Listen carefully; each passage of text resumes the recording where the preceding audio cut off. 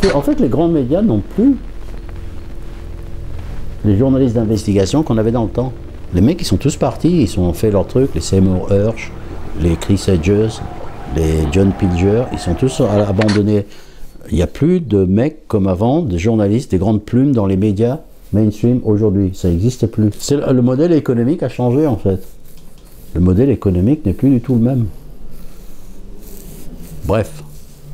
Donc Julian Assange. En fait, Julian Assange, je me suis intéressé dès que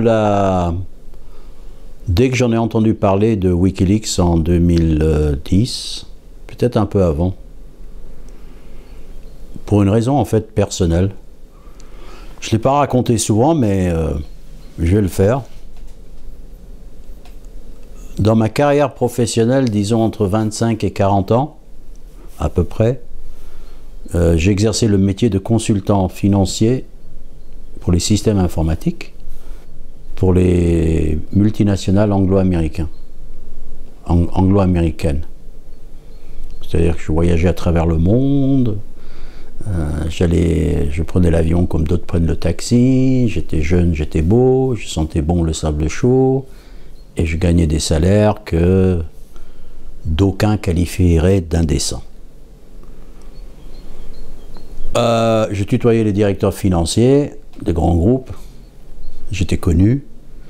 J'ai perdu un peu mon métier quand l'internet est arrivé, parce que pendant que le jour je portais costume cravate, la nuit je levais le poing, j'étais membre du PCF, Parti communiste.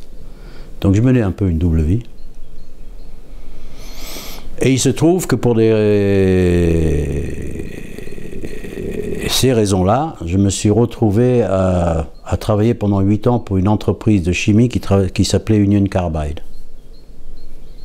C'était la 3e entreprise de chimique au monde, à son siège à Genève. Et j'y ai travaillé lorsque a eu le plus gros accident d'usine chimique au monde de l'histoire à Bhopal en Inde. Une usine qui a explosé, il y a eu des dizaines de milliers de morts. Et un méga procès. L'Inde a même lancé un mandat d'arrêt contre le patron d'Union Carbide. Et il se trouve que je connaissais pas mal de choses qui n'étaient pas censées tomber dans le domaine public. Mais si à l'époque j'avais été un lanceur d'alerte, c'est comme ça qu'il faut appeler les choses, j'aurais peut-être changé la vie de 150 000 familles indiennes. C'est un journaliste qui m'a dit ça, qui a écrit un bouquin, qui voulait... J'aurais peut-être changé la vie, mais j'aurais brisé ma carrière. Certainement. C'est un milieu assez renfermé. Et donc la bouche à oreille, je veux dire. Et j'ai pas eu le courage de le faire. Donc j'ai fermé ma gueule. Et j'ai juste observé, j'ai continué à observer ce qui se tramait à l'intérieur de la boîte. J'étais même chargé, pour une part, de mettre en place le brouillage de pistes qu'Union Carbide a mis pour échapper à la justice indienne. Démanteler l'entreprise, créer des filiales, enfin bref. Si à l'époque, j'avais eu un moyen de lancer l'alerte, de dénoncer ce que je savais de façon anonyme, en garantissant ma sécurité, je l'aurais très probablement fait. Mais Wikileaks n'existait pas encore. Et donc j'ai gardé cette charge, dans ce cas de conscience, là un peu, longtemps, comme ça, qui traîne dans ma tête. Et quand Wikileaks est apparu, ça, à moi, hein, à cause de mon passé, probablement, j'ai absolument et tout de suite connecté en disant « Ah, le mec qui a inventé ça, il a tout compris. » Donc dès que c'est apparu, ça m'a intéressé. Alors qu'est-ce qu'il a inventé le mec? On va parler du mec, mais qu'est-ce qu'il a inventé? C'est ça qui est important. Parce que des sites pour balancer des documents, ça existait depuis l'Internet. Mais Julian Assange, parce qu'il s'agit de lui, qui a une connaissance très profonde de l'informatique, notamment la partie du chiffrage des données, ou le chiffrement, l'art de communiquer sans que les intermédiaires puissent interpréter ce qui passe. Et après le constat des manifestations gigantesques et historiques à travers la planète pour empêcher ou pour protester contre la guerre qui s'annonçait, l'invasion qui s'annonçait des États-Unis contre l'Irak, pour aucune raison valable, il part de ce constat-là, il décide de créer Wikileaks en disant la seule solution pour contrer les mensonges, c'est d'apporter la vérité. Ça paraît évident, mais... Et comment le faire? Lui, il part du principe qu'il faut compter sur la conscience des gens et les lanceurs d'alerte. Mais pour qu'ils puissent le faire et qu'ils aient le courage de le faire, coucou, me revoilà dans le tableau, indirectement, il faut leur offrir l'anonymat. Ce qui me manquait à l'époque pour avoir le courage, pour franchir le pas. Donc il va créer un site qui s'appelle Wikileaks, qui sera extrêmement... dont le modèle est très simple, mais éminemment efficace. Les caractéristiques, je les rappelle, c'est une boîte aux lettres anonyme qui garantit l'anonymat de celui qui est connecté et des documents qui sont transmis. Ce qui est un exploit technologique. Hein. Les gens se disent « Ah oui, d'accord, mais bon... » Non, non, non. Sur l'Internet, c'est presque impossible de garder l'anonymat. C'est comme ça. D'accord ? C'est pas une question de technologie, c'est presque un problème de la structure même de la chose. Je veux dire, entre toi et le destinataire, il y a un fournisseur d'accès, il y a tout. Celui qui veut, il sait ce que tu fais. Et donc Wikileaks, et grâce à la technicité, la capacité technique de Julian Assange, vont réussir à créer ce qu'on croyait impossible, la possibilité. Pariant sur le fait qu'en garantissant l'anonymat, on va obtenir une vague de dénonciation de la part des individus qui sont dans les institutions, entreprises, gouvernements, armées, police, va savoir quoi, peu importe, qui veulent dénoncer des abus, ou des crimes, ou des trucs comme ça. En fait, son idée, c'est de restaurer le flux d'informations de haut vers le bas, c'est-à-dire des organismes de gouvernance ou de pouvoir vers le peuple, rendre le pouvoir transparent. C'est un peu son idéologie en tant que figure éminente de ce qu'on appelle le mouvement cypherpunk. Cypherpunk, à ne pas confondre avec cyberpunk. Cypher, c'est le préfixe qui signifie chiffrement, le chiffrage, le codage des données. Et en fait, c'est un mouvement qui préconise la protection des individus, la communication des individus face à la surveillance de l'État. Donc eux, ils disent, l'État nous surveille et nous, en tant que citoyens, on a le droit de se protéger dans nos communications. En fait, ils inversent la proposition de ce qui se passe actuellement. Actuellement, nos vies sont de plus en plus transparentes et les rouages du pouvoir sont de plus en plus obscurs. Et ils disent, c'est l'inverse qui devrait être la réalité. Les vies privées des individus et la transparence du pouvoir. Et pour rendre la transparence du pouvoir, le pouvoir n'a pas tendance à vouloir se rendre transparent. La tendance est même de plus en plus forte pour que les pouvoirs réclament le droit d'agir dans l'opacité. Je crois que c'est devenu une tendance maintenant. On ne se pose même plus la question. Quand un président français, pour lutter contre une pandémie, se réunit tous les mardis avec un conseil de guerre pour lutter contre un virus, tu te dis, pourquoi? Ou quand il se réunit comme plus récemment avec une dizaine de rédacteurs en chef des médias, mais dans le secret, pourquoi? Comment ça se fait que l'individu ne peut pas participer à ça, à comprendre ce qui se passe? Bref, c'est une vraie position idéologique, philosophique, de la part de Julian Assange et des gens de Wikileaks, et aussi une réaction directe au monde post-11 septembre, l'invasion de l'Irak, les guerres qui se démultiplient, l'impérialisme qui se déchaîne. Lui, il dit, on peut lutter contre ça avec la vérité et l'information. Et il y a la pierre angulaire de la construction de Wikileaks et de Julian Assange, c'est tout part de l'information. Et c'est vrai si on y réfléchit. Comment est-ce que je combats une injustice si je ne suis pas au courant de cette injustice? Alors bien sûr, il y a des tas de couches qui te freinent dans ton action qui brouillent ta vision de la réalité n'empêche que l'information, c'est la base. Tu peux faire des choses par intuition, mais c'est quand même la connaissance qui te fait bouger, quand tu sais que, etc. D'accord ? Et que l'information, il crée carrément, d'ailleurs dans sa tête, et je pense que c'est intéressant, carrément une relation étroite entre l'information et la démocratie. Un peuple mal informé prend de mauvaises décisions. Il dit même, alors c'est moi qui le paraphrase pour simplifier l'idée, mais comment tu mesures le degré de démocratie dans une société ? Objectivement, c'est-à-dire comme tu mesurerais la hauteur d'une porte ou la largeur. Est-ce qu'il y a un outil qui te permet de mesurer et pas quelque chose d'intuitif Et lui, il répond, oui, c'est la quantité de l'information qui circule librement. C'est vrai, quand on y pense, une société démocratique où les rapports sociaux sont sains, normalement, l'information, à part les secrets militaires de défense, etc., ultra sophistiqués, on ne devrait pas avoir grand-chose à se cacher. Au contraire, l'acte de transparence est en soi une contribution à la démocratie. Je t'explique comment les choses se passent pour que tu puisses mieux comprendre la situation. Même moi, j'allais dire, si j'exerçais le pouvoir, je crois que j'opterais pour une transparence maximum pour que les gens comprennent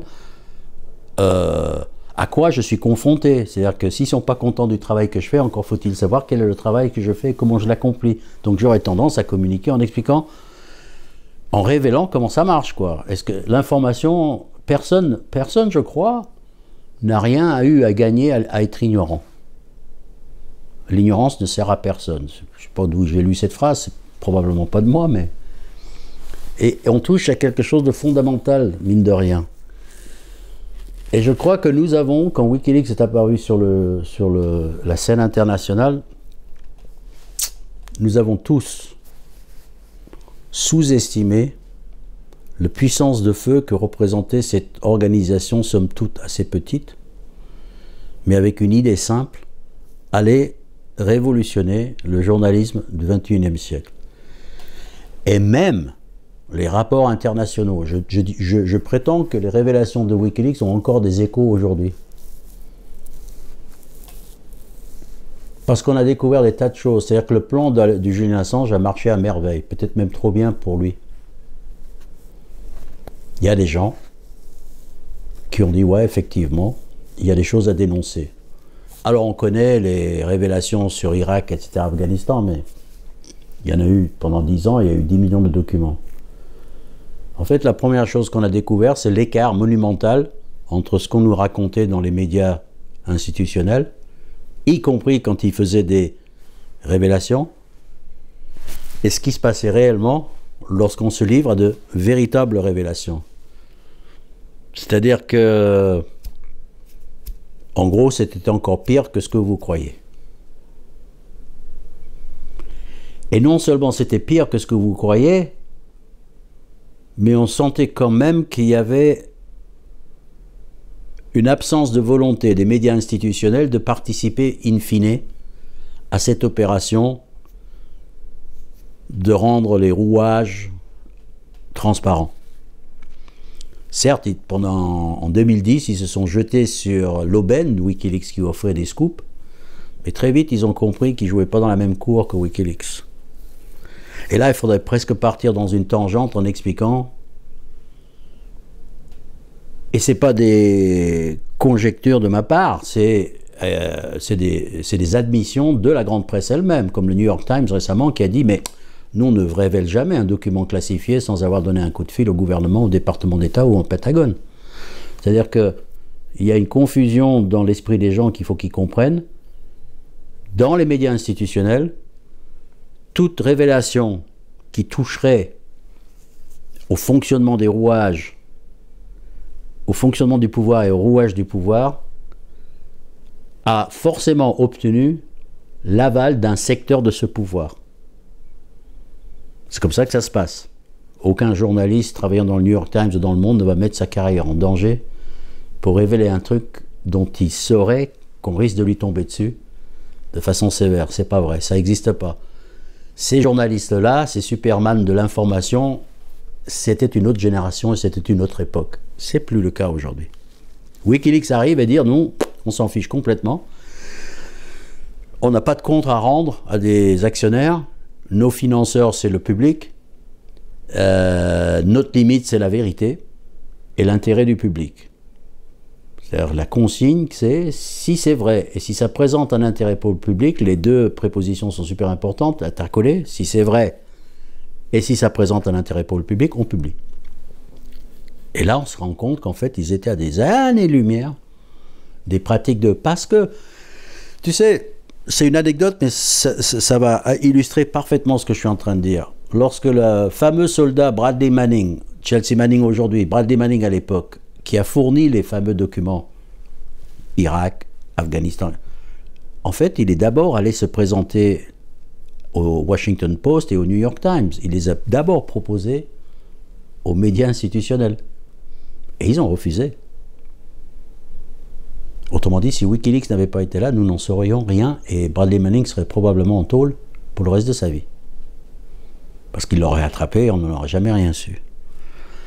Donc quand je dis qu'ils ne jouaient pas dans la même cour, j'en ai la preuve dès l'origine de Wikileaks et dès les premiers pas de Wikileaks. Wikileaks est arrivé en 3e position parce que les grands médias de l'époque avaient déjà dit à Bradley Manning « va te faire cuire un œuf ». Donc les limites, je ne les imagine pas, je les constate. Elles sont là. Et pourtant, quand on voit avec le recul, c'était quoi les révélations? On se dit, mais enfin, ils n'ont même pas osé publier ça, les mensonges du nombre de soldats, le mensonge sur le nombre de crimes de guerre commis, dans les documents même officiels, etc. Pour moi, c'est de l'information basique. J'aurais pensé que, non, vous rêvez les gars. Donc Wikileaks arrive et fait ce modèle, fait un scoop, explose sur la scène internationale, et pendant, je dirais, un moment de désarroi des médias institutionnels, ces derniers acceptent de travailler avec Wikileaks, parce que Wikileaks les appelle un peu au secours à cause du volume des informations qu'il faut examiner, trier, classer, qu'est-ce qu'on publie pas, qu'est-ce qui vaut la peine d'être publié, etc. Qu'est-ce qu'il faut rédacter, comme on dit, cacher les noms pour ne pas mettre les gens à vie en danger, etc. Mais ils vont assez vite comprendre, parce que je crois qu'on va leur faire assez vite comprendre, que la fin de la partie approche. Pourquoi? Parce que si on y réfléchit bien à ce que je viens de dire, le modèle là, que j'explique toujours partout où je vais, je pense que c'est le truc le plus important, ce que je vais dire, et j'insiste systématiquement là-dessus, parce que tout le reste en découle avec une certaine logique. Ce modèle de site informatique associé à ce principe édicté tout à l'heure, si c'est vrai, alors je publie. Il n'y a pas de « mais » derrière cette phrase. Il n'y a pas de « au cas où ». Il n'y a pas de « si ». On est d'accord?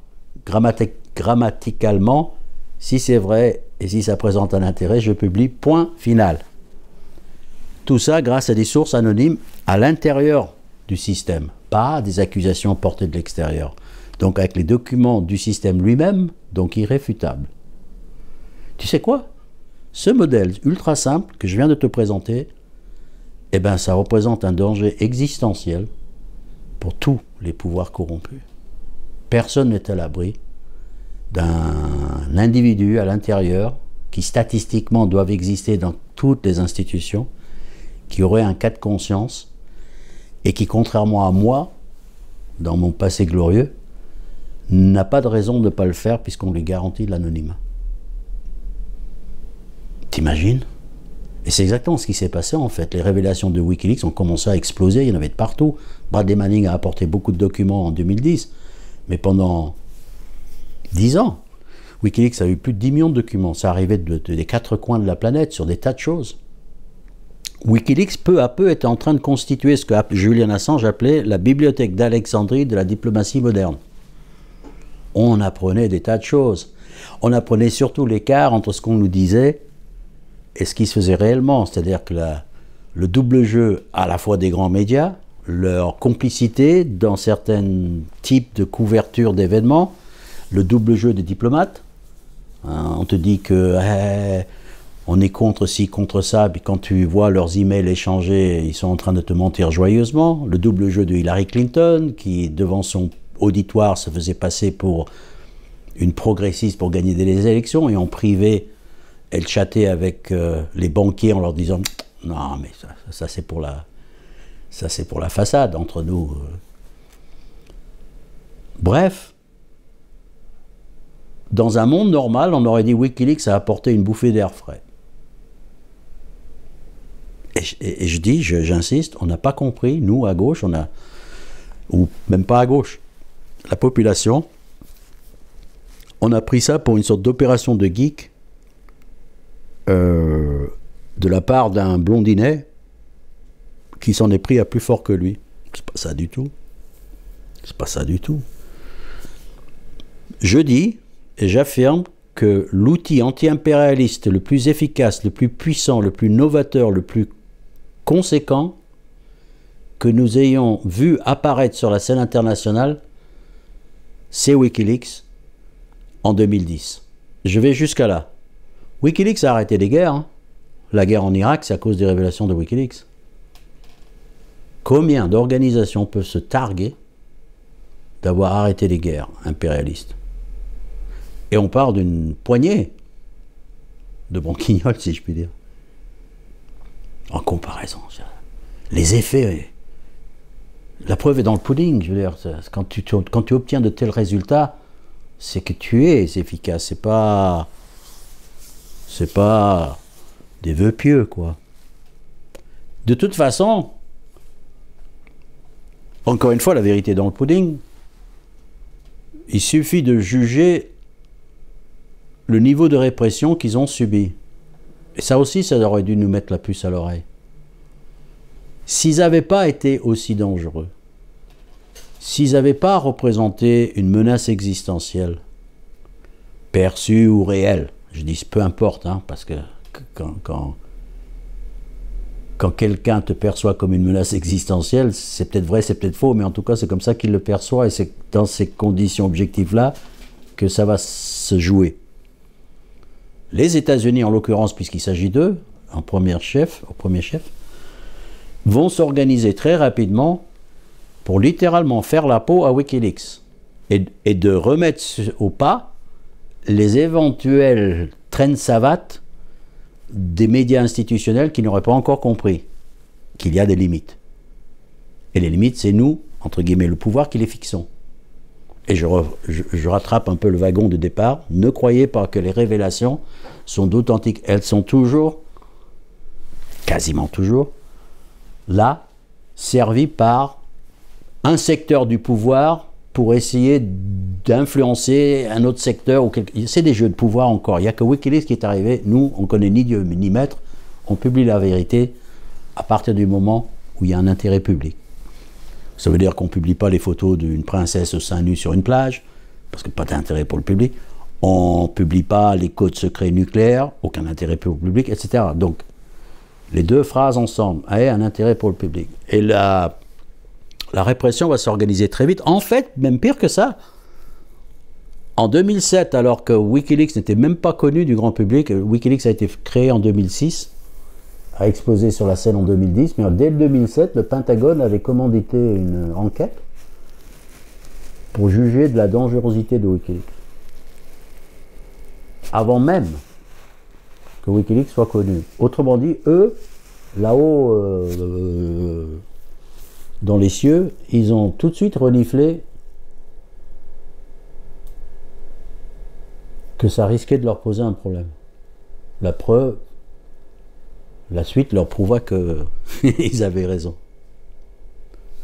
Et les Américains vont consacrer littéralement dès 2010-2011, ils vont monter une équipe de 120 agents des 12 services de renseignement américains, ça veut dire 10, en moyenne 10 par service, pour abattre Wikileaks. On dit, et j'ai tendance à y croire, on dit que c'est plus que ce que les agents, que ce que les États-Unis avaient mobilisé pour la traque de Ben Laden. Hein. C'est pour dire les enjeux. Et je ne parle même pas des entités privées comme Stratfor, la CIA privée, etc. Ils ont compris que Wikileaks est un danger existentiel. Pour eux, pour d'autres, etc. Mais bon, c'est eux qui avaient les moyens, c'est eux qui se sont lancés dedans. Et nous, on n'a rien vu venir. Et ça fait 10 ans qu'on a raté le train au lieu de Et ils ne pouvaient pas détruire Wikileaks sur le plan technique. Bon, peut-être qu'ils pouvaient, mais il y avait toujours cette histoire de ça peut renaître de ses cendres ailleurs, il y a des sauvegardes. Je veux dire, une fois que la technologie est lancée, comment tu la... À moins de contrôler tous les nœuds de l'Internet, tu ne peux pas empêcher que ça... Donc ils se sont dit, on va simplement détruire l'image de Wikileaks, la réputation. Puisque c'est une réputation, puisque la relation de Wikileaks avec le public, c'est une relation de confiance. Puisqu'on vous dit que c'est vrai, vous pouvez nous faire confiance. D'accord? Donc ils vont monter un plan, ils vont détruire Julian Assange, ils vont commencer par les coups habituels, si je puis dire. Ils vont savamment doser, au fur et à mesure que les années s'avancent, savamment doser la critique, les insultes, les calomnies, les à peu préismes, les approximations douteuses, autrement dit, et même les légendes urbaines, pour servir toute la population. Autrement dit, ils vont réussir à faire croire aux gens de droite que Assange est un connard de gauche, et aux gens de gauche que Assange est un connard de droite. Style pro-Trump, par exemple. Ça, c'est l'argument. Ah ouais, mais il a fait gagner Trump. Ah bon? Comment ça? Et d'un seul coup, tu te rends compte de la fragilité de tous ces systèmes médiatiques. Parce que ce système médiatique a été totalement imperméable, un gigantesque angle mort, ce qui était en train de se passer. Pour certains, c'est volontaire, parce que ce sont des lâches et des traîtres, et qui savent qu'ils ne sont pas des vrais journalistes. Pour d'autres, parce qu'ils sont enfermés dans une bulle intellectuelle, entre eux, entre soi. Et quand tu discutes avec eux, quand même, tu te rends compte que leur QI, que c'est quand même pas des flèches, hein, les journalistes. Ils se prennent pour, mais... quand même, quoi. Ils sont décevants dans l'ensemble, quoi. Il y a un manque de modestie chez eux, et un manque de recul. Mais le fait même que le métier, dans son ensemble, ne réagit pas à cette affaire, pour moi, est la preuve que un journaliste, parce qu'il est journaliste, il a sa carte de presse, un éditeur, donc, le plus primé en prix journalistique, donc c'est pas comme s'il était passé inaperçu, le plus primé en prix journalistique, se trouve aujourd'hui, à l'heure où je vous parle, nous sommes en avril 2023, est enfermé en préventif, c'est pas un violent, dans une prison de haute sécurité. En Grande-Bretagne. Pas dans, je sais pas où.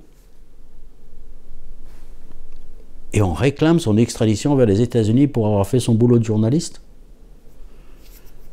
Et le métier, il est là, tout ça, il est juste inertie. Il le traite comme si c'était un fait divers. Ah ouais, il y a un mec comme ça. C'est pas un fait divers, les gars. Ça touche au cœur même de ce qu'est l'information. Déjà, deux éléments de l'affaire Assange. À part l'injustice commise contre ce brave gars, ce chic type, selon moi. Un type ultra intègre, selon moi. Personne n'a semblé avoir relevé, ou quasiment personne, comment dire, que les États-Unis et la Grande-Bretagne viennent officiellement, si je puis dire, de criminaliser le journalisme d'investigation. Non, Victor, tu déconnes, il est accusé d'espionnage, pas de... C'est comme ça qu'on vous roule dans la farine, les gars. Parce que dans le métier et dans les médias, bien sûr, on vous raconte qu'il a... Alors, les éléments de langage, il a publié des documents classifiés. Prout-prout, hein, documents classifiés, c'est... Maintenant, si tu décortiques et tu te fais du... tu déconstruis les éléments de langage, commençons par dire c'est quoi un document classifié? Qui a décidé de le classifier?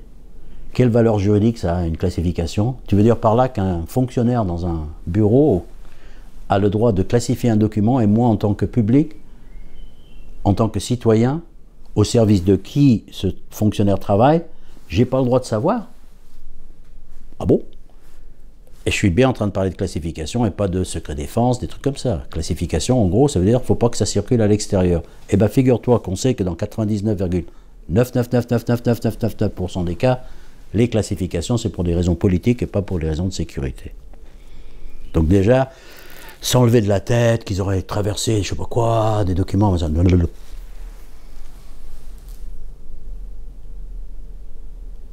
les éléments de langage, il aurait publié des documents classifiés, ils auraient balancé des noms, ils auraient fait ci, ils auraient fait ça. Bref, il y a une campagne qui va s'enclencher, pire que ça, avec la participation de la presse elle-même, qui va relayer, qui va réécrire l'histoire. C'est encore pire que ça. Non seulement ils vont trahir Wikileaks, dont ils ont profité gratuitement pendant toute l'année 2010 avec des gigantesques scoops, mais ils vont réécrire l'histoire. Parce que moi, j'ai la chronologie encore en tête, et tous ceux qui ont suivi l'affaire connaissent la chronologie. Ils savent qui a fait quoi et quand. Wikileaks aurait balancé des documents non censurés, non expurgés sur Internet. Mais non, pas Wikileaks qui l'a fait, c'est Cryptome. Et comment Cryptome l'a fait? Grâce à un journaliste connard de Guardian qui s'appelle Luke Harding et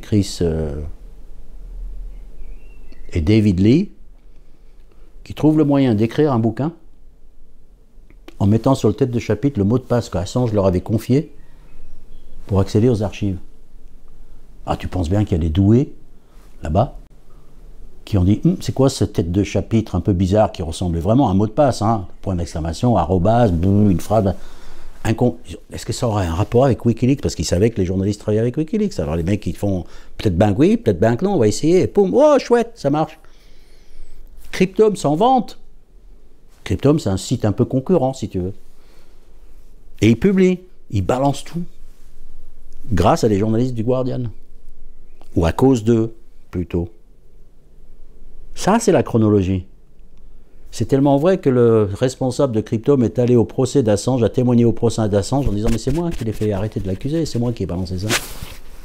Il a même, récemment, demandé d'être inculpé par le département de justice, le patron de Andrew Young, Paul Young. Je ne sais plus son prénom. Il a demandé à être inculpé par le département de justice. Il se porte volontaire pour être inculpé avec Julian Assange. Tellement il insiste, c'est nous qui l'avons fait. Ben, tu sais quoi? Ils ont réécrit l'histoire, notamment Luke Harding et David Lee. Parce qu'il fallait bien qu'ils réécrivent l'histoire pour couvrir leur monumentale bévue. Et jamais ils l'admettront. Et le reste du métier, ne connaissent pas. Les fact-checkers dans l'affaire Assange, ça n'existe pas. Hein. Est-ce que quelqu'un a fact-checké si vraiment 2 femmes ont porté plainte pour viol contre Julian Assange? C'est un truc qui a tourné pendant 10 ans sur la presse. Mais si, il y avait une affaire. Non, non, il n'y avait pas. T'as beau le dire, t'as beau le répéter, t'as beau avoir lu les dépositions des femmes, t'as beau avoir lu les dépositions d'Assange, t'as beau avoir comparé le tout, et t'as beau avoir l'esprit clair, tu vois quand même les abrutis et les éléments de langage qui se répètent en boucle. On comprend pourquoi. On voulait le détruire. La plus belle destruction d'un beau gars, c'est de dire qu'il avait, d'un journaliste un peu le rockstar de l'année 2010, il a violé non pas 1, mais 2 femmes en 1 semaine. Donc, voilà. Et tu peux plus prendre sa défense, tu te fais attaquer dans les manifs quand tu portes une banderole par des gens qui te disent tu défends un violeur. En fait, c'est un cas d'école de comment ils nous ont roulé dans la farine.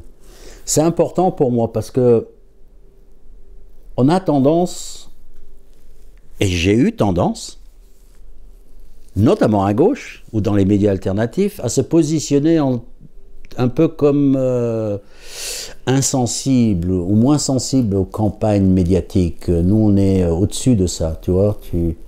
On a des esprits critiques, à nous, on ne nous la fait pas. Le commun des mortels, oui, mais pas nous. Attends, Eh ben, tu sais quoi? On est tombé dans le fucking panneau comme n'importe quel clampin qui ne fait pas attention à ce qu'il regarde. Et je le dis, ça a marché. Et je me demande sur combien d'autres sujets ça marche. C'est un cas d'école. Hein. Pour moi, c'est un cas d'école. On aurait dû tous on aurait dû prendre les armes pour défendre Wikileaks. Il y avait toutes les raisons pour le faire. Et ils ont tout fait, et magnifiquement fait, pour, réécrire l'histoire, poser un contexte politique, si tu veux, autour de Wikileaks, entacher l'image, en fait désintéresser le public de la chose. C'était ça le plus important. Pourquoi tu veux parler d'Assange? Oublie. C'est un fait divers, de temps en temps on va t'en parler, mais il y a tellement d'autres choses qui sont intéressantes. Pourquoi tu veux parler de l'expérience la plus innovante, la plus révolutionnaire et la plus conséquente du XXIe siècle qui combattaient pour le droit de savoir, finalement, est-ce que tu as vraiment le droit de savoir? Est-ce que c'est si important que ça de savoir? Parlons d'autre chose. Et disparaît lentement de la culture populaire quelque chose dont on ne faisait que parler de ça à l'époque en 2010.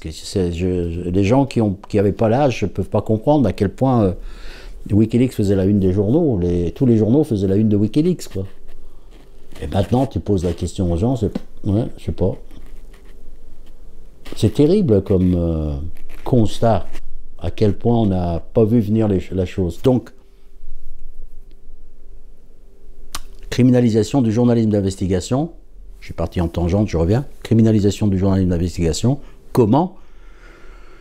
Et c'est une pièce qui est tellement finement jouée que si on n'a pas l'oreille collée au sol et si on ne suit pas l'affaire de près, c'est pour ça que je dis que c'est un modèle que tous les journalistes devraient comprendre comment le département de justice roule les journalistes actuels, journalistes, entre guillemets, actuels dans la farine. Julian Assange a volé des documents, publié des documents classifiés, il a fait de l'espionnage. Poum, plam, poum, ça s'arrête là et les mecs qui répètent en boucle. Ils n'ont pas le temps, ça ne les intéresse pas, ou ils n'ont rien compris, peu importe.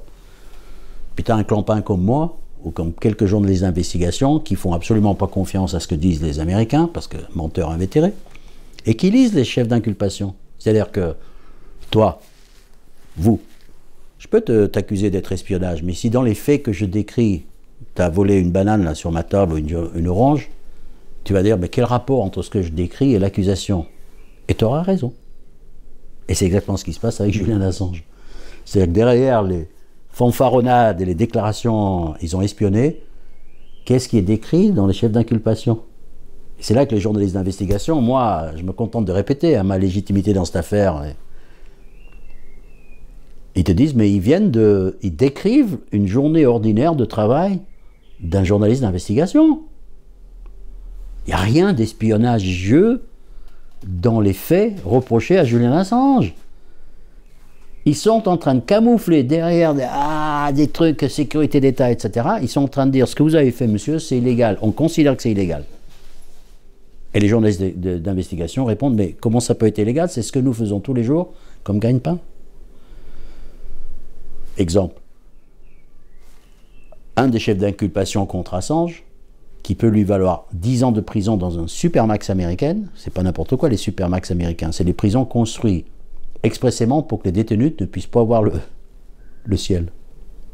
Pour te dire l'esprit qui y règne, hein, ça c'est presque un détail par rapport au reste. Bref, un des chefs d'inculpation décrit un échange, parce que Bradley Manning s'est fait coincer par les services de sécurité américains, ce lanceur d'alerte, parce qu'il a fait une imprudence, il a commis une imprudence en se confiant sur un forum infesté d'agents du FBI. Donc ils ont pu, disons, retracer son activité et son interaction avec Wikileaks. Petite parenthèse, parce que je dis que Wikileaks protège les lanceurs d'alerte, et je parle d'un lanceur d'alerte qui s'est fait coincer, qui est en tôle. Bah, c'est ce lanceur d'alerte qui a fait une imprudence. Je veux dire, Wikileaks ne peut protéger que la partie connexion. Un connectique ne peut pas protéger ce que vous faites chez vous. C'est clair.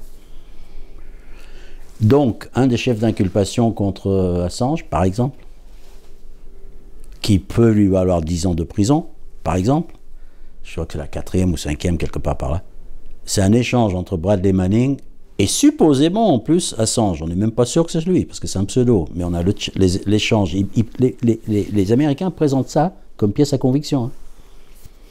Ça se résume en 4 phrases. Bradley Manning. Vous avez pu voir ce que je vous ai donné, ça vous a plu? Supposé Assange qui répond « Oui, oui, je crois que c'est intéressant ». Bradley Manning qui dit « Est-ce que ça vous intéresse d'en avoir d'autres ?»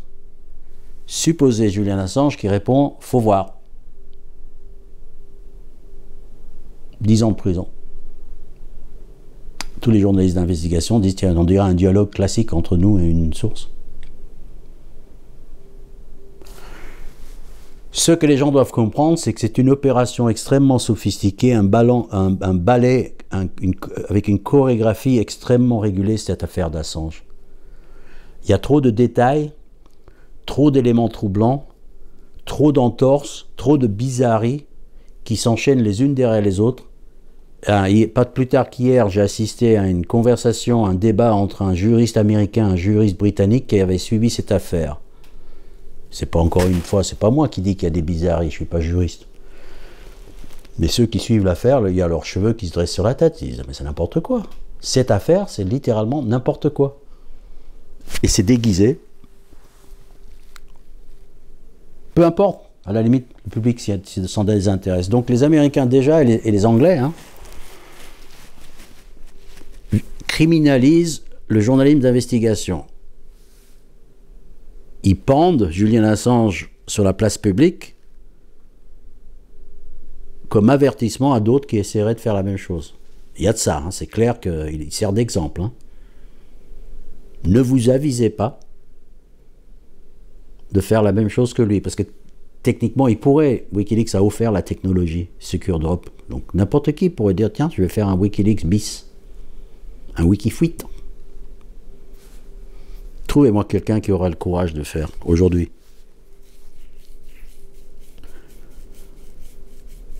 Non seulement ils ont criminalisé le journalisme d'investigation, qu'ils ont lancé un avertissement, une mise en garde aux vrais journalistes, qui eux s'affolent de cette affaire, contrairement à cette aristocratie médiatico-journalistique. Mais ils le font de façon extraterritoriale. Personne ne percute sur le fait, mais comment ça se fait que les Américains peuvent exercer une prétention à réclamer un journaliste australien travaillant en Angleterre, qui n'a pratiquement jamais mis les pieds aux États-Unis et dont l'entreprise se situe en Islande. Ça n'a pas l'air de gêner qui que ce soit. Alors évidemment, comme ça, l'élément de langage. Oui, mais il a espionné les États-Unis. D'abord, il n'a pas espionné. Oui, mais il a publié des documents classifiés. Classifié veut rien dire. Qu'est-ce qui te reste là? Qu'est-ce que tu as d'autre comme argument? De quel droit ils viennent chercher un Australien? En fait, c'est un kidnapping. Il faut rappeler, là, du coup, il va être... ils ont un projet de l'extrader, entre guillemets. Les États-Unis tentent de faire extrader, et encore, ils le font très lentement, au ralenti. C'est évident. Pour que l'affaire se... Pour que l'affaire ne prenne pas d'ampleur, mais surtout parce que la punition est déjà dans la procédure. On va t'en faire chier un maximum, mon bonhomme, pour ce que tu as fait. On t'a mis dans une prison de haute sécurité. Une prison de haute sécurité, c'est pas une prison normale du tout. Que fait un journaliste dans une prison Il n'est même pas condamné. Il est en préventif. Et dans une prison britannique, les gens en préventif ont moins de droits que les droits communs condamnés. Donc il est encore plus maltraité que les criminels, les tueurs en série et les terroristes qui sont enfermés autour de lui dans la prison de Belmarsh. Il n'y a aucun cas dans le monde occidental où quelqu'un se retrouve enfermé dans une prison de haute sécurité en préventif. Ça n'existe pas. Comme son nom l'indique, prison de haute sécurité, réservée à certains types de détenus particulièrement dangereux, agressifs. C'est-à-dire que même le personnel de la prison ne peut plus leur faire confiance.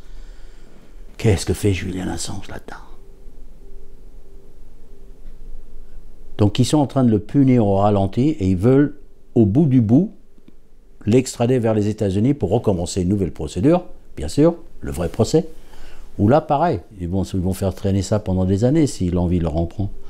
Où il sera mis dans un trou noir, patati patata. L'extraterritorialité, de quel droit? Ils vont chercher une loi de 1917, Espionnage Act, et ils disent que ça s'applique à un étranger.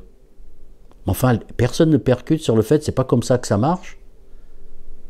Une loi américaine ne s'applique pas à un étranger. Ah bon? Non. Mais quand même, non. Heureusement d'ailleurs.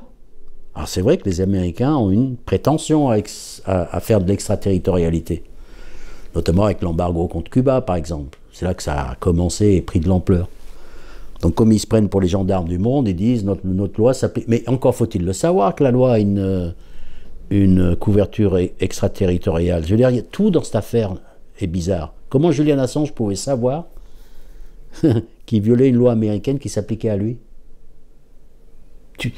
Tu Tu décides pas de façon rétroactive que, tiens, si demain je dis que les caméras de la marque que tu utilises sont interdites, au mieux tu vas dire, bah, à partir de maintenant je m'en sers plus, mais je vais quand même pas te mettre en prison pour t'en être servi avant que j'ai édicté l'interdiction. On est d'accord? Ben, c'est ce qui se passe là. Il y a une loi, Assange fait un truc, les deux lois et tout ce que fait Assange n'ont strictement rien à voir, et les Américains décident, 10 ans après, de dire, bah, finalement cette loi, tu sais quoi, tu l'as violée, parce que maintenant elle s'applique à toi. Ouais, d'accord, ah bon? Et les Anglais sont d'accord, évidemment. Et quand je disais que c'était un balai extrêmement bien réglé, c'est que si je devais rentrer dans le fine-tuning, dans les petits détails, les rouages, c'est pour ça que je dis que si tu n'as pas suivi l'affaire de près, tu te rends compte que c'est une farce, et les juristes le disent, qui est à peine cachée. C'est-à-dire qu'il y a une sorte de formalisme qui est supposément respecté pour la façade, pour le journalisme minimalistique qui est le journalisme d'aujourd'hui. Je regarde ce qui se passe, je fais mon article, bon, je passe à autre chose. Tout va bien.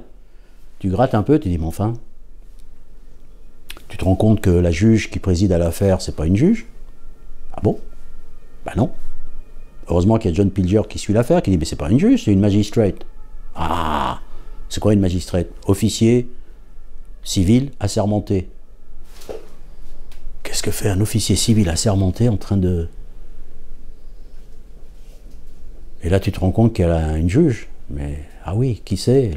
Emma Arbuthnot, mais qui n'apparaît nulle part dans l'affaire. Et qui a un conflit d'intérêt avec l'affaire Assange. Son mari et son fils, tous les deux, ont des relations, ont bossé pour, ont profité des avantages des entreprises dénoncées par Wikileaks. Oups, on est en train de parler d'autre chose là, non? Etc., etc., etc. Donc il y a une chorégraphie, l'intention.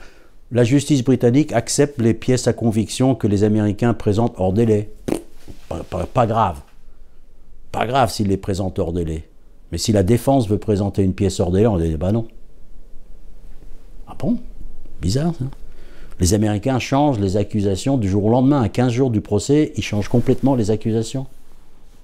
Ah bon? Bah ouais. Les témoins convoqués par la défense, appelés par la défense plutôt, ont témoigné, déposé des témoignages écrits et se sont préparés à répondre à tout, sauf aux nouvelles accusations que les Américains balancent, par exemple. Ils ne sont même pas préparés. Heureusement que c'était des grosses pointures, que les mecs ils répondaient, quoi. Mais dans un procès normal, les gens, ils auraient été complètement déstabilisés. Ah bon, j'étais venu pour témoigner que ce n'était pas un. Et maintenant, on voulait accuser de ça. Comment je fais, moi? Je ne sais pas. Non, aucun problème. Il fait des attaques cérébrales en direct. Il est tellement déglingue qu'il ne se souvient plus de sa date de naissance. Tu crois qu'il y a un juge qui se pose la question, mais comment ça se fait que l'accusé qui n'est pas en comparution immédiate suite à une bagarre, qui est au bon soin du système pénitentiaire britannique depuis 5 ans, il entame sa 5e année, comment ça se fait que vous me l'amenez dans cet état? Pourquoi il est déglingué comme ça? Non, personne ne se pose la question, il n'y a pas un seul sourcil qui se lève. Le mec est en train de mourir à petit feu sous leurs yeux. Et personne le système ne se pose pas de questions. Le système est entièrement dédié et consacré. Et je parle là des Britanniques. Je crois qu'ils veulent sa mort. Il n'y a pas d'autre explication. Enfin, le rapporteur spécial des Nations Unies, Nils Melzer, est allé à la prison, a réussi à rentrer avec 2 spécialistes. C'est quand même son domaine. Le rapporteur spécial des Nations Unies sur la torture et les mauvais traitements, le titre, on dit long, le titre dit ce qu'il veut bien dire. Il arrive, parce qu'il a été mobilisé par les avocats d'Assange. Au début, il ne croit pas que ce soit une affaire qui le concerne, tellement on est en Occident, on est en Grande-Bretagne, c'est pas là que ça se passe, ce genre de truc. Et ben, finalement, il découvre que si. Il réussit à rentrer dans la prison. Les autorités de la prison ont pris leur après-midi ce jour-là, déjà, petit détail, ne veulent pas le rencontrer, ou l'éviter. Diagnostic des 2 spécialistes qui l'emmènent avec lui, et de lui-même. Julian Assange a fait l'objet de tortures psychologiques aux effets probablement irréversibles. Et Nils Melzer, c'est pas moi qui le dis, c'est lui. Et la torture psychologique, c'est pas de la torture light. En fait, toute torture est avant tout psychologique, puisqu'il s'agit de briser ta volonté. Donc, par définition, une torture est psychologique. Mais la torture psychologique, c'est une torture qui peut être appliquée sans alerter son entourage. Elle ne se voit pas, elle ne laisse pas de traces, comme il dit, à part des traces dans la tête. Mais c'est une vraie torture. Donc, nous sommes dans une situation où les plus hauts sommités sur la question accusent en plein jour, par écrit, dans des rapports, dans son bouquin, Nils Melzer, que le journaliste le plus primé du XXIe siècle a fait l'objet, en Grande-Bretagne, de tortures psychologiques aux effets probablement irréversibles.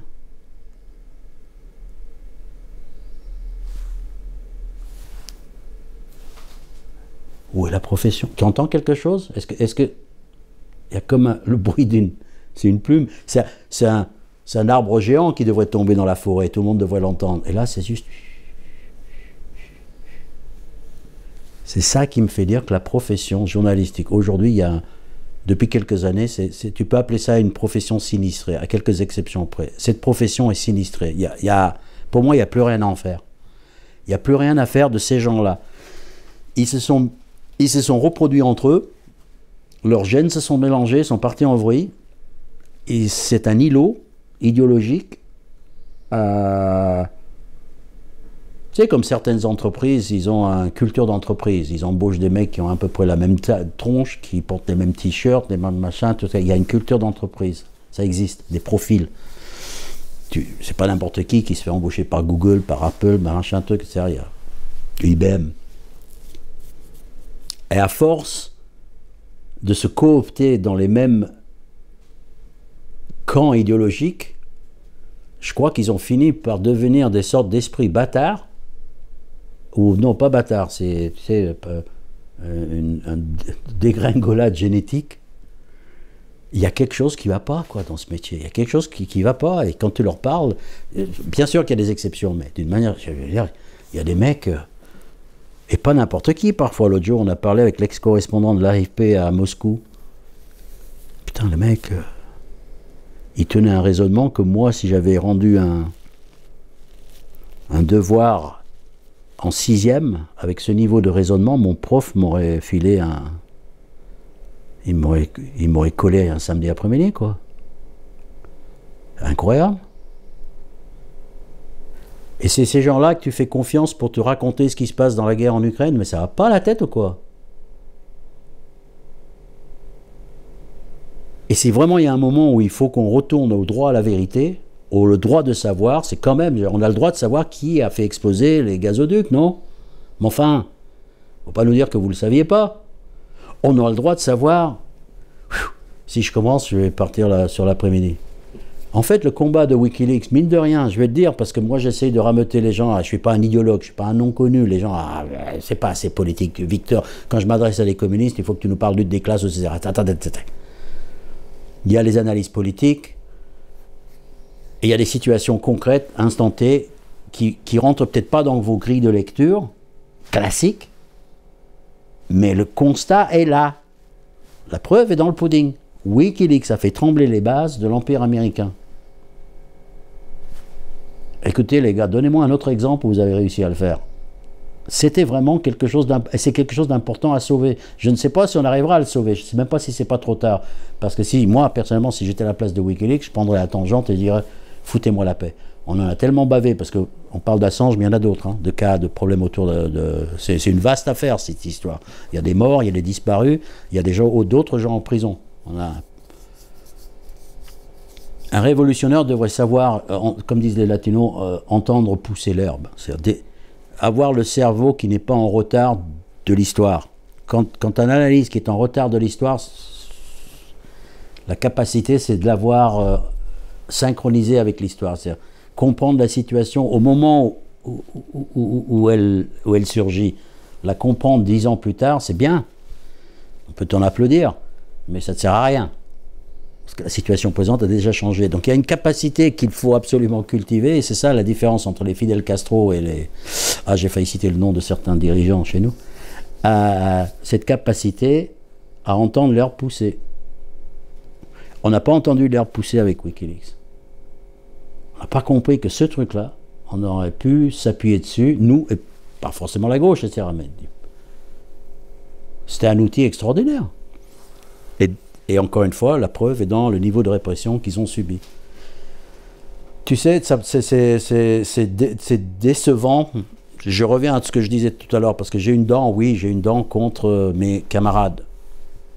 Et contre plein de gens, en fait, parce que on se croyait beaucoup plus malin que ce qu'on l'était. Et du coup, je me dis combien d'autres sujets on se fait... S'ils ont réussi à nous rouler à tel point dans la farine sur ça...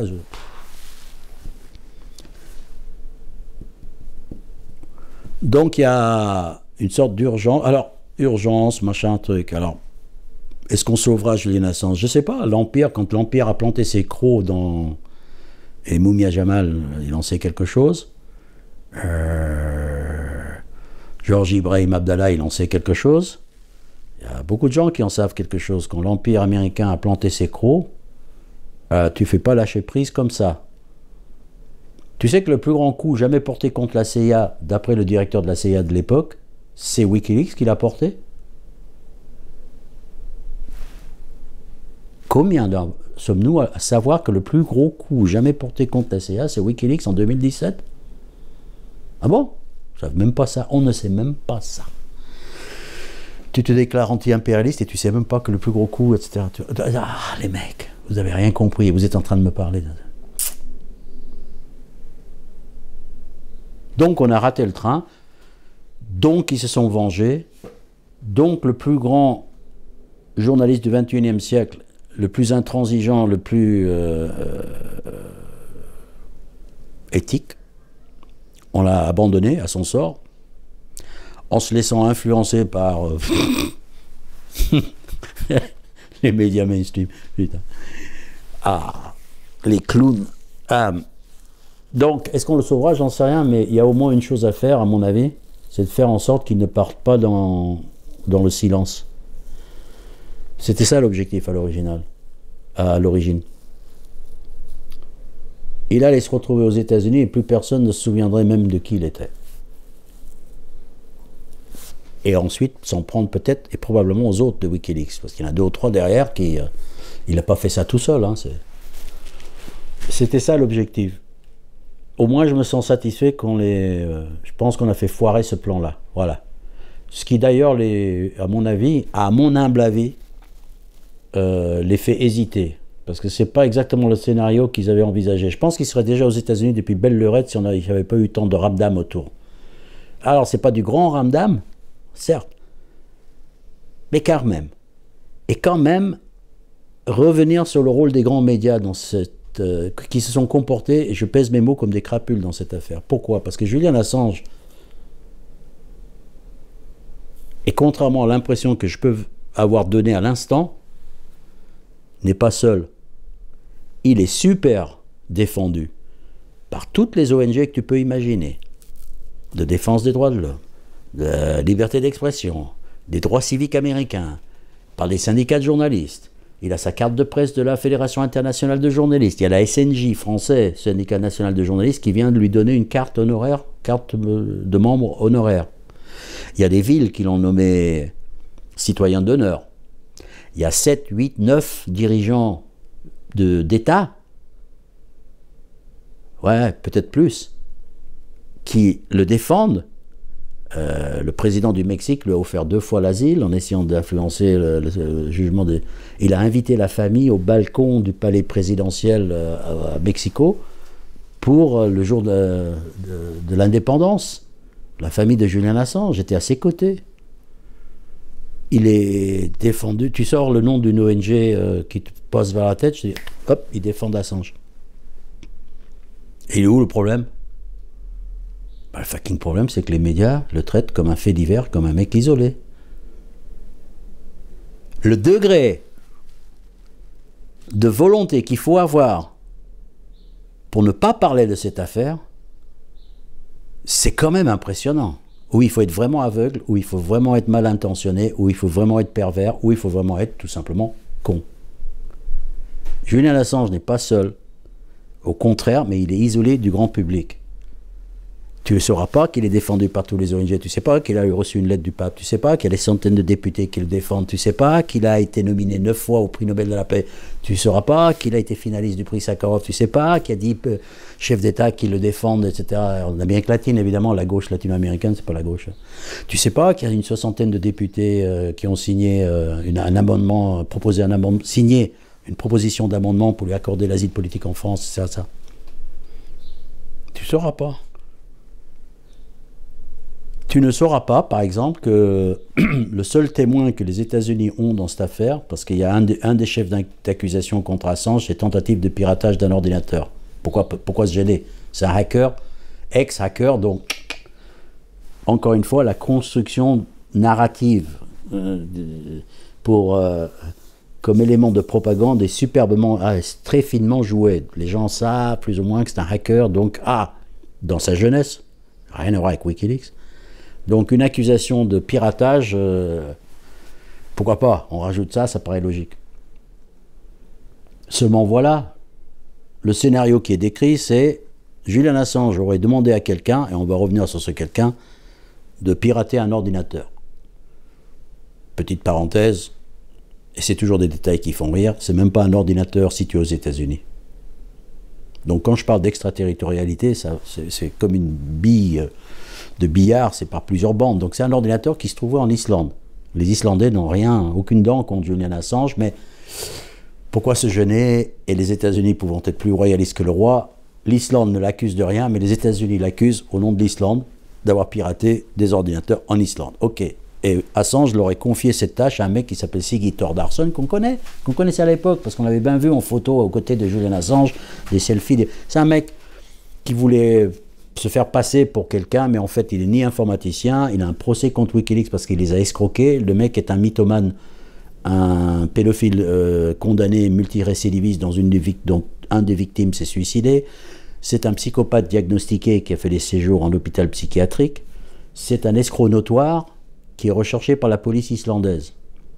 Ça, c'est le témoin des États-Unis qui dit que Julian Assange m'a confié la tâche de pirater les ordinateurs, m'a demandé. Il n'est même pas informaticien, il n'y connaît strictement rien. Tu crois qu'un des plus grands informaticiens au monde va demander à Siggy Thordarson, qui connaissait à peine?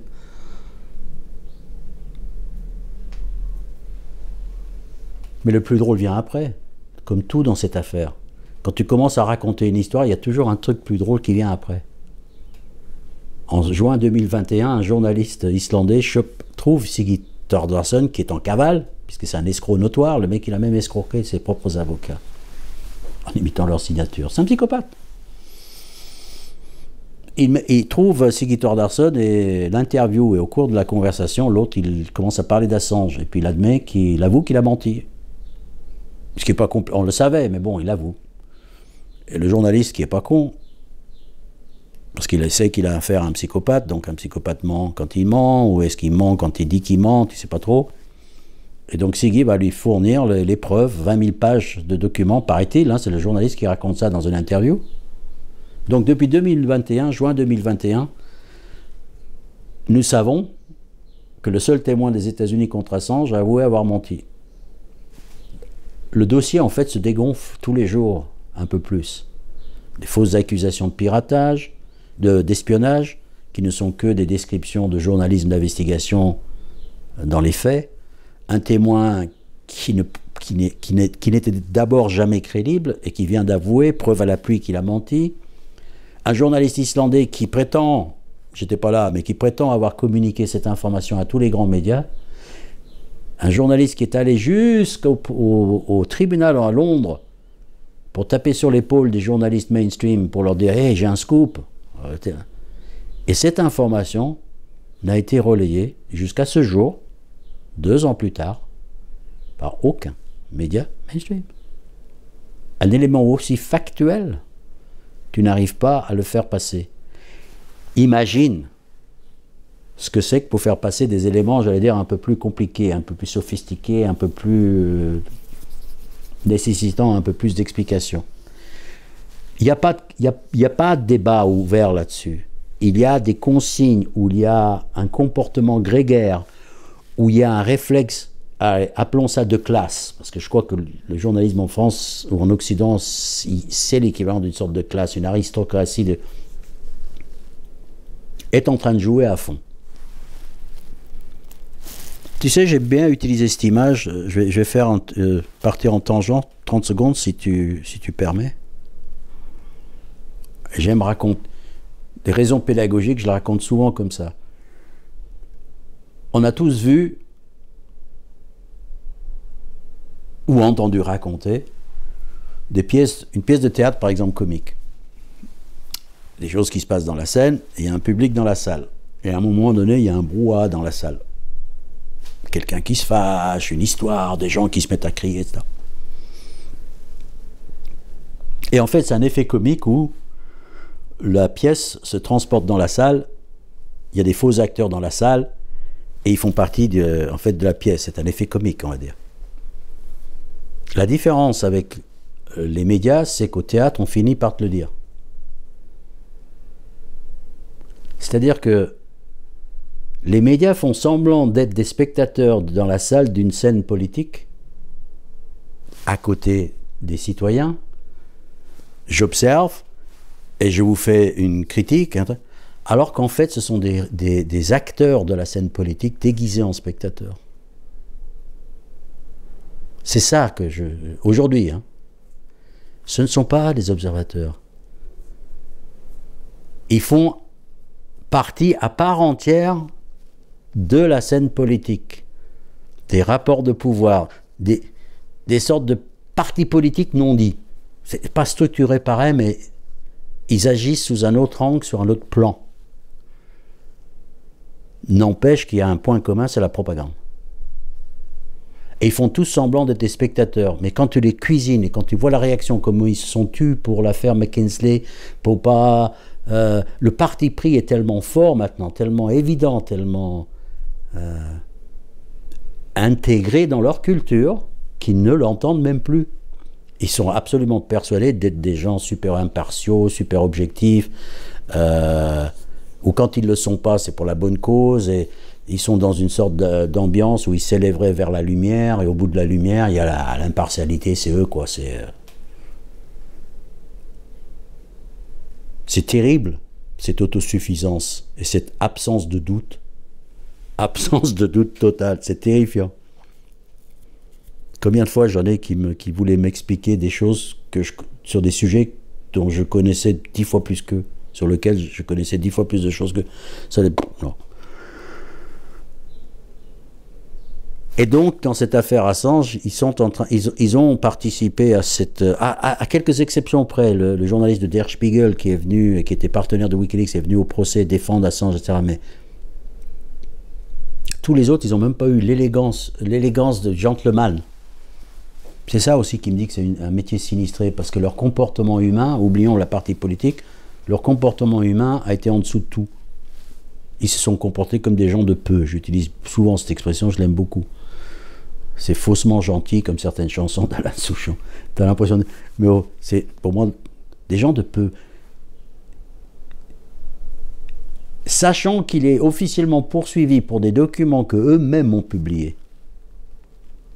Tu crois qu'il y en a un seul qui soit allé voir le département de justice américain en disant bah, si vous arrêtez Assange, il faut nous arrêter aussi, quoi. Qui ait eu l'élégance, j'appelle ça de l'élégance. Comme des lâches, ils se sont barrés, ils l'ont montré du doigt en disant c'est vrai que c'est un méchant, c'est pas bien ce qu'il a fait. Ils s'en sont lavés les mains, et certains d'entre eux ont réécrit l'histoire. Et sont allés même jusqu'à écrire des articles bidons comme Luke Harding. La charge a été menée par des crapules comme Luke Harding, qui n'est pas n'importe qui, c'est le directeur du département d'investigation du grand quotidien britannique, The Guardian, qui est l'équivalent du Monde, pour dire à quel niveau on est en train de taper là. On n'est pas en train de taper d'un scribouillard qui se dit je vais faire un article comme ça, je vais toucher ma pige, et puis je vais passer à autre chose. Non, non, le responsable du département d'investigation. Le mec, il se fend d'un article bidon en 2018 pour accuser Assange d'avoir reçu des visiteurs russes et le directeur de campagne de Paul Manafort, le directeur de campagne de Trump qui s'appelle Paul Manafort. Entre guillemets, bien entendu, pour conforter l'idée que Assange a des amitiés avec les Trumpistes, et en plus le Russiagate, tout ça, ça pas... Enfin, ils sont dingues ou quoi? Il n'y a aucune trace d'une visite de Paul Manafort ou de Russes à l'ambassade d'Équateur quand Assange s'y est trouvé. Bien sûr que non, jamais.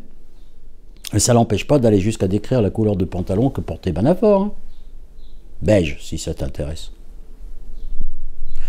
Le degré de crapulerie dans cette affaire est tellement élevé, tellement scandaleux, le comportement est tellement révélateur, on a tout à y gagner à l'étudier. Parce que tu sais, toi comme moi, on n'a pas le temps de suivre tout. D'accord? Je comprends. Je suis le premier à râler que les journées ne font que 24 heures. Alors comment tu fais? Moi, je prends exemple, et bon, mon exemple commence à tomber à l'eau parce que les avancées technologiques font que mon exemple va... Mais peu importe, je la garde parce que je crois que...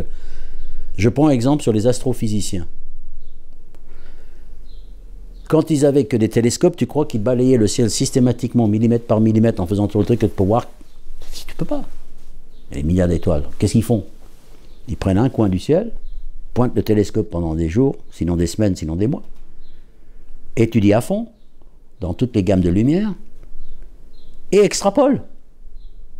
Partant du principe que c'est un amas d'étoiles, c'est bien sûr qu'il y a des objets exceptionnels, etc., mais d'autres, mais moi je me concentre là-dessus.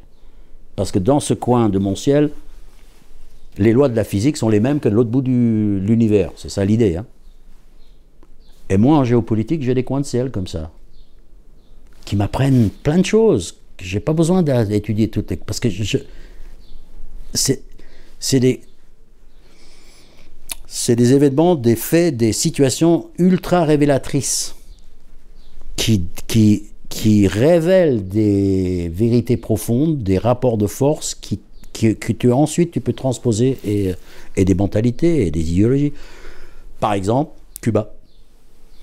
Au-delà d'une sympathie que je peux avoir pour l'île, mais Cuba, c'est quand même une situation, c'est le point de rencontre des plaques tectoniques géopolitiques, se trouve la plus grande révolution quand même, presque, bon, il y en a qui vont discuter, mais bref, une révolution authentique à 150 km des États-Unis, ouf, ouf.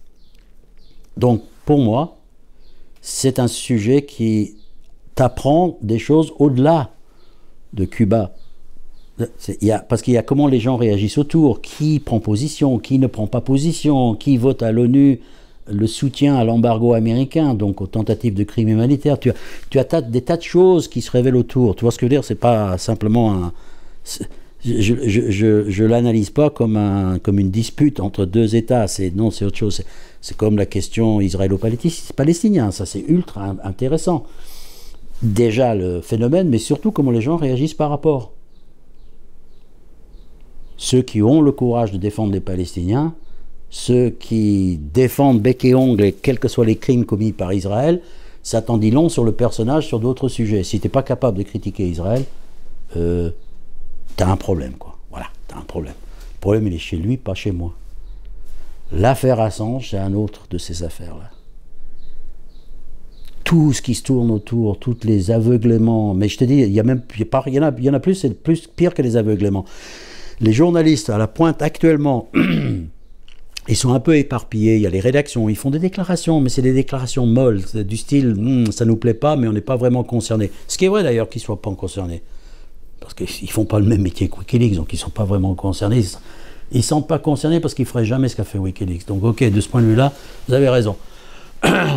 Mais les journalistes de Bellingcat, tu sais, cette organisation de fact-checkers britanniques que d'aucuns accusent d'être une émanation des services secrets, et quand je dis que d'aucuns accusent, c'est pas n'importe qui, hein, c'est UK Declassified et The Grey Zone, qui sont quand même des journalistes d'investigation de très haut niveau, qui sont arrivés à la conclusion que c'était des émanations des services secrets américains. En France, on a l'équivalent qui s'appelle Conspiracy Watch, hein, tout le monde connaît, les pseudo-chasseurs de conspirationnistes, qui ont pignon sur rue, invités à la télé, machin, c'est des rigolos en fait quand tu les prends un par un. Et les mecs, sciemment, ils répondent, là, actuellement, au moment où je te parle, des mensonges sur Julian Assange. C'est-à-dire qu'eux, c'est une attaque frontale. Hein, pour eux, c'est un ennemi. Et, tu sais, et tout ça relève d'une certaine logique, quoi. Je veux dire, tu as beau leur apporter... Tu essayes de leur apporter une contradiction. La première chose qui te bloque sur les réseaux sociaux, ils ne veulent rien savoir. Des choses factuelles, hein, je ne parle même pas des grandes... Je les vois régulièrement balancer des fausses informations, des rumeurs dont on savait, des légendes urbaines, etc. Donc il y a quand même des journalistes qui sont en mission anti-Wikileaks, hein, aujourd'hui encore. Et c'est pas pour rien. Est-ce qu'ils prendraient la peine de continuer à enfoncer un mec qui apparemment est déjà à genoux?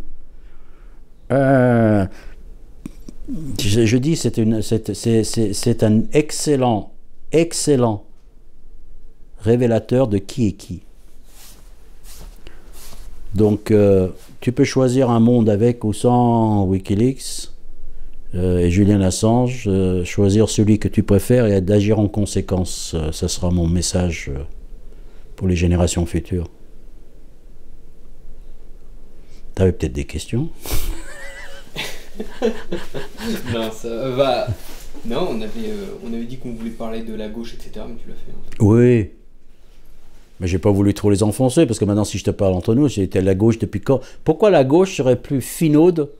Ça relève un peu de la même... Pourquoi serait-elle plus finaude que n'importe qui? Je veux dire, qu'est-ce qui te ferait croire? Et qu'est-ce qui te ferait croire qu'on ne s'est pas déjà fait rouler dans la farine? Moi, je me souviens d'avoir eu des combats. D'ailleurs, je suis détesté souvent par certaines personnes parce qu'on leur est rentré dans l'art.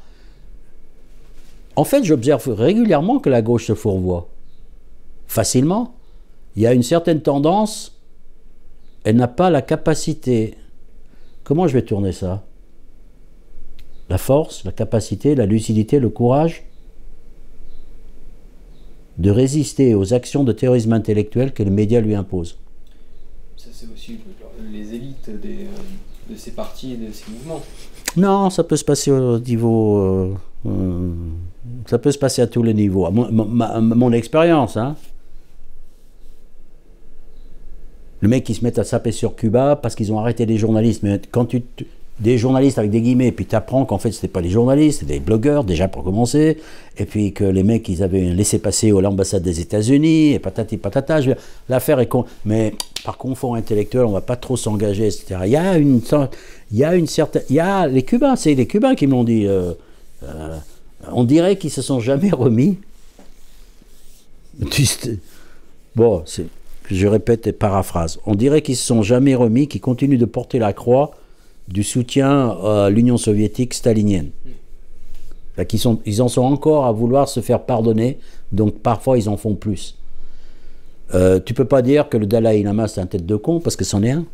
Il n'est pas du tout le mec. Tu peux pas émettre des doutes sur le génocide des Ouïghours en Chine, non pas parce que tu as une sympathie pour les Chinois, mais parce que tu te demandes pourquoi ils feraient ça, et aussi parce que tu retrouves tous les éléments constitutifs d'une expérience personnelle qui était en 1980 et quelques la fausse accusation de génocide lancée contre le Nicaragua des Indiens Miskitos. On y était, on savait s'il y avait génocide ou pas. Mais tu retrouves les mêmes noms, des Glucksmann, le papa, les machins trucs, les mêmes pétitions, les mêmes trucs, les mêmes officines qui racontent les mêmes trucs, et toujours la même question qui plane, pourquoi c'est quoi le problème, etc. Et tu as des doutes, et t'as un pote qui y va et qui dit les gens ils ont l'air de prier tranquillement dans la rue, je vois des barbus, on m'a dit qu'ils n'avaient pas le droit de porter les barbes, a dit quelqu'un, un sommité du... etc.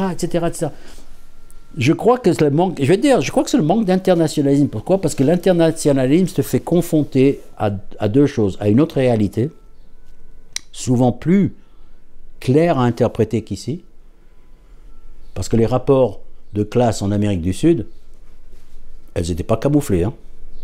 Donc tu les vois avec les clivages, tu vois où les pièces se glissent entre elles et où les points de rupture, tu vois des tas de choses qu'ici c'est complètement fou parce que la propagande est plus sophistiquée, parce qu'on est plus riche, parce qu'on est... On peut voir aussi sûrement dans les pays par exemple en Amérique comme on voit le mouvement social actuel. Exact, et puis le regard qu'eux portent sur nous, parce que je veux dire, moi je me souviens toujours de cette phrase, bon c'est un Européen, mais je pense qu'il parlait au nom de toute la gauche latino-américaine, Saramago, prix Nobel de littérature, Le problème avec la gauche européenne, c'est qu'elle n'a pas la moindre putain d'idée du monde dans lequel elle vit. Et j'adhère à ça, en partie. Bon, je dis la gauche, les gens vont ça. Mais il y a de vrai en ça. C'est-à-dire que moi, je vois un véritable clivage idéologique, ou un problème. Clivage idéologique, c'est peut-être trop fort, mais un problème d'interprétation du monde entre tous les copains, et j'en ai un paquet, qui ont fait de l'internationalisme et ceux qui ne l'ont jamais fait. En fait, le clivage est là. C'est-à-dire qu'il y a les sédentaires et il y a les internationalistes. Moi, je me sens plus proche de la... Je me sens un peu un étranger ici, en fait. Je pense que je suis de gauche. À la limite, je m'en fous, mais je pense que je suis de gauche. Et même très. Mais à la limite, encore une fois, je m'en fous. Et je me sens beaucoup plus proche des gauches latino-américaines que des gauches européennes, quoi. Enfin, ce qu'on appelle la gauche européenne, pour moi, là, elles ne le sont pas, etc. Pourquoi? C'est quoi la différence, la nuance? Ben déjà, eux, ils sont tous braqués pro-Assange. Et ici, tu prends ta petite barque, là-bas, tu n'as pas besoin de leur expliquer, ils ont compris. Eux, ils ont compris. Mais les Américains sont physiquement pas plus présents dans la rue qu'ici. Donc, c'est aussi 150 ans de lutte. C'est aussi une autre... je veux dire, ils en ont payé le prix dans leur chair, attention. Hein. Donc, tous ces pays-là, on pourrait faire la tournée des cimetières et y passer pas mal de temps.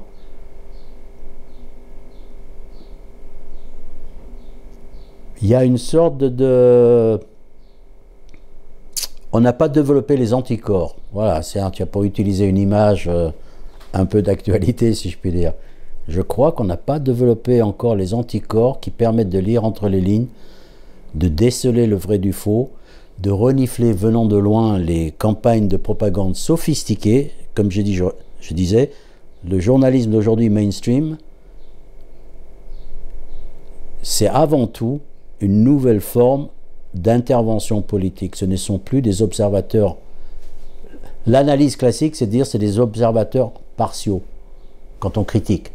Ils ne sont pas objectifs, ils sont partiaux, ils prennent parti, c'est pas des... Il n'y a pas de plus d'un... Non, c'est pire que ça. Ce sont des acteurs à part entière qui font semblant d'être des spectateurs. Je le crois. C'est nous qui avons un train de retard sur l'analyse de la situation présente. Et puis là, on peut voir avec ce qui se passe depuis un an en Ukraine. Mais là, mais c'est un... Wikileaks, bien sûr. Peut-être, on va savoir. Peut-être. Ils l'ont fait dans d'autres guerres, pourquoi pas celui-là. Mais là aussi, maintenant, et comme principe, parce que il me semble que parfois, on ne sait pas défendre un principe. Je veux dire par là qu'un principe, lorsque c'est un principe, et par définition un principe, il n'y a pas d'exception, on est d'accord? Sinon, c'est pas un principe. Or, parfois, je vois des réactions du style « Oh, j'ai ce principe-là. Ah oui, mais si ça concerne quelqu'un qui n'est pas de mon bord politique, je ne vais pas bouger. » C'est là que je dis « C'est pas un principe, alors. » Liberté d'expression, par exemple. Quand ils ont censuré RT, la chaîne russe, un fait du prince tombé du ciel. Il se trouve que je consultais RT. Parce qu'il y avait des trucs bien. On me dit c'est parce que c'est de la propagande. Ben d'abord, excusez-moi, mais je sais lire entre les lignes, j'ai pas besoin de toi. Et question de propagande, au pire, c'était une contre-propagande. Et quand je dis contre, ça veut dire qu'il y en a une autre de l'autre côté. Et si quelqu'un me dit que RT est une propagande sans se rendre compte qu'il est, en croyant qu'il n'assiste pas à une propagande, c'est qu'il a vraiment un problème, il y a une dissonance cognitive là, c'est... On aurait dû se battre, je le dis. On aurait dû relayer les articles, on aurait dû être solidaire de RT. Parce qu'on ne peut pas se priver d'un pan, même si c'est de la propagande.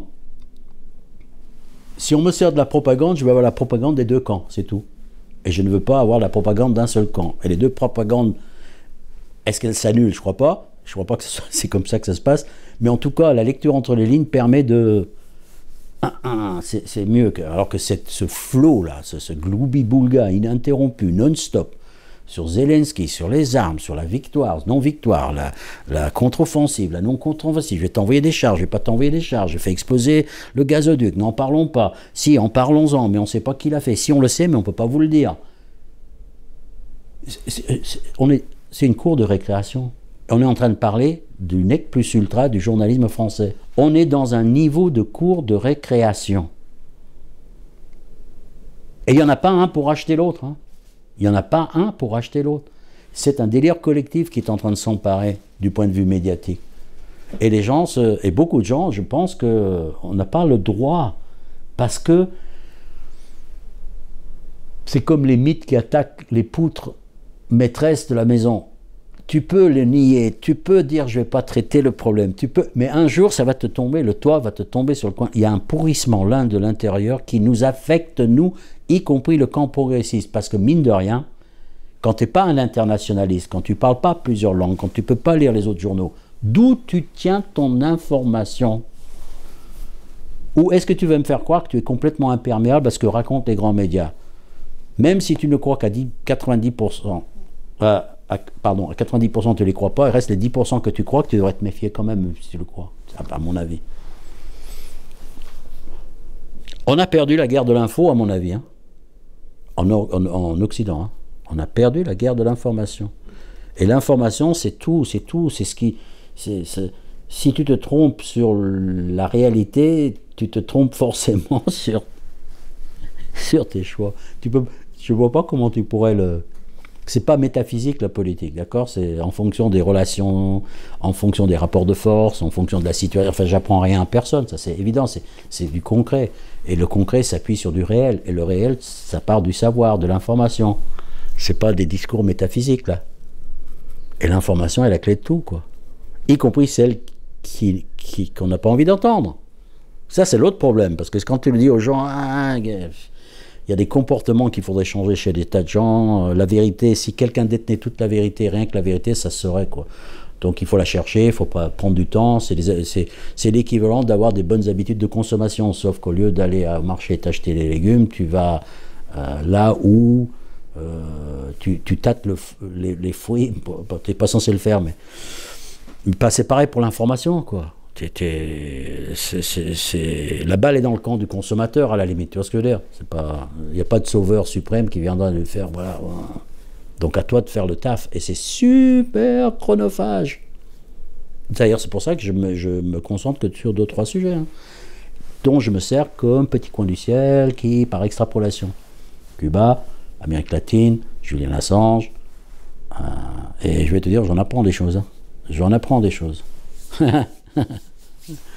Donc, ouais, on a raté l'affaire. Oh, c'est pas trop tard, hein. J'espère qu'il y a un sursaut, j'espère que, etc., mais c'est triste en fait. Voilà. Vraiment. Et je parle même pas de ta génération qui n'a pas vécu Wikileaks, probablement. Mais il y en a d'autres qui devraient se souvenir de ça, comme on se souviendrait des attentats du 11 septembre, comme on y était, quoi. C'est pas comme si on n'y était pas. On y était. Expliquez-moi ce qui s'est passé. Et je vais te dire un truc, et ce sera peut-être pas conclusion, parce que ça va reboucler avec l'internationalisme, etc. Il fut un temps où j'avais une activité nocturne, et je prenais souvent des taxis pour rentrer. Et les chauffeurs de taxi, j'engageais toujours des conversations avec eux. J'adore. C'est un vox populi extraordinaire. Un jour, il faudra faire une émission rien que sur les chauffeurs de taxi, les interviewer. Tu pourrais faire un documentaire d'enfer. Et les mecs surtout les taxistes de nuit. Et souvent, je me débrouillais pour arriver sur le sujet de la conversation à Assange. Tu sais quoi? Et là, je peux te dire que c'est une règle quasi à 100%. Si c'était un chauffeur français, il n'en avait pas la moindre putain d'idée de qui je parlais. Si c'était un chauffeur africain ou maghrébin, ou même asiatique, ah oui, Assange, oui, Wikileaks, parce qu'ils se souvenaient.